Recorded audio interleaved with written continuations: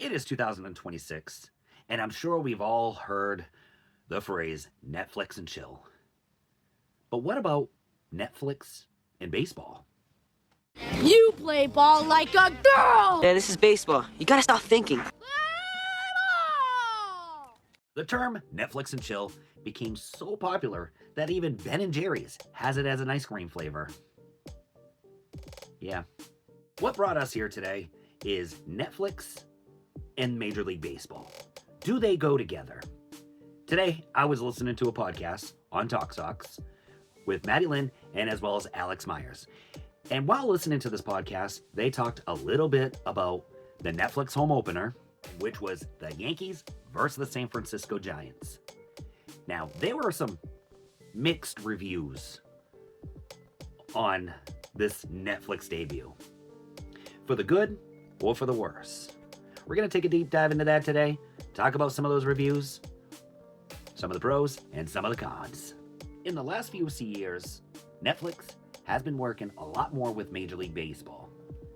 If you remember, they followed the Red Sox for an entire year, and that is called The Clubhouse, a year with the Red Sox, and as well as the 20th year anniversary of the comeback, the 2004 Red Sox World Series. Netflix has a 3-year partnership with Major League Baseball, covering 2026, 2027, and as well as 2028. The games that will be covered on Netflix or special moments will not be available on your local programming or any other streaming platform. That even goes for MLB.com. While Netflix is covering some of these games, they're also covering some important moments of baseball, such as this year, they're going to be doing the Home Run Derby in the 2026 All-Star Game, and as well as featuring the MLB Field of Dreams on August 13th, the Phillies versus the Tigers.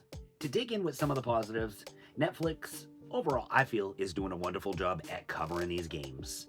For the opening night, viewer reception, over 3 million people tuned in for the game. That was the highest opening day viewership since 2017 for adults ranging from 18 to 49 years old. That even beat ESPN's home opener last year of 1.9 million people.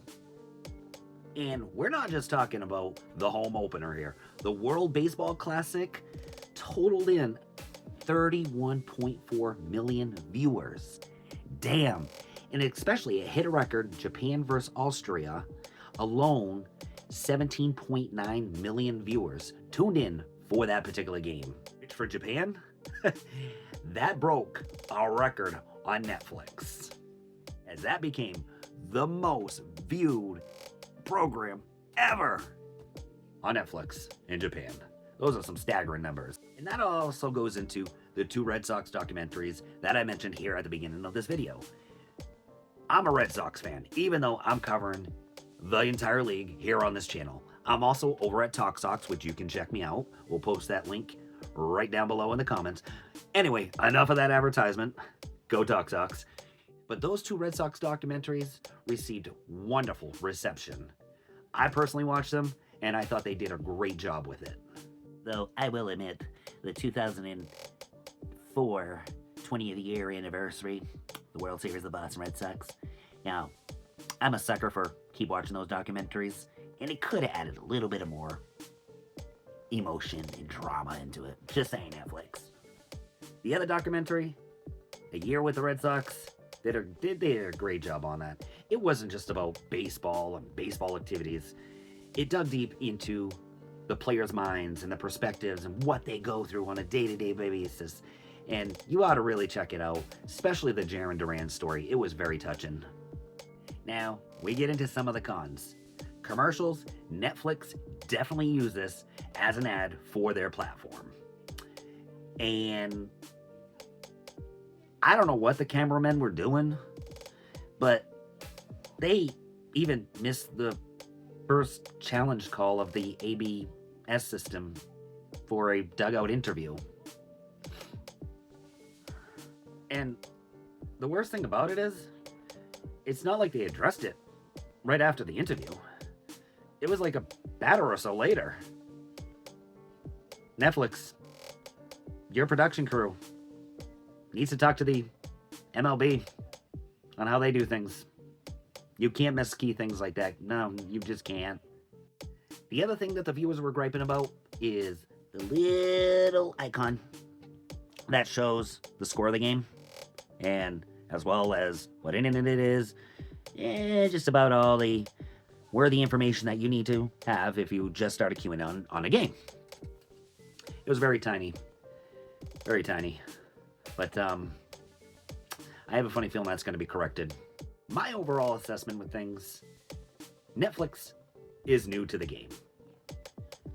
We don't know what they have in the background for experience, such as cameramen, production crew, the whole 9 yards. This was a learning lesson for Netflix. Do I expect things to go better in the future? I hope so. No, they'll definitely get better here in the future. As games come along, reception's being put out there, they're refining everything. These games and special moments that they are broadcasting on their platform, I believe will get better. And personally, I see what Major League Baseball and Netflix is trying to do here. They're trying to attract a younger audience. And attracting the younger audience is only gonna help out the game.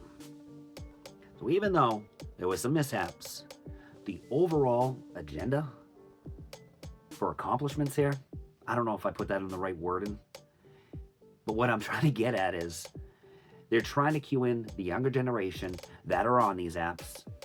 Like you got Netflix, Paramount, Fubo,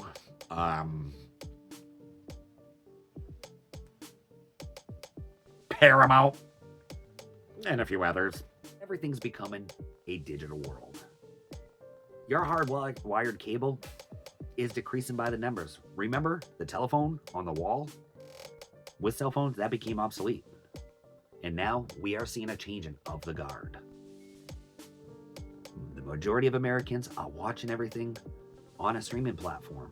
Why? Because you can do it on your laptop, you can do it on your TV, you can do it on your phone, you can do it on your tablet.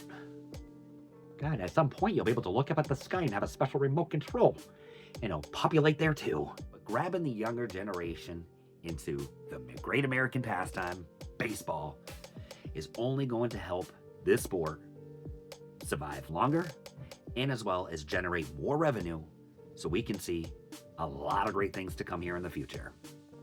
I myself, being a baseball fan, and you'll hear this from baseball fans to even non-fans of baseball, baseball can be pretty boring to watch.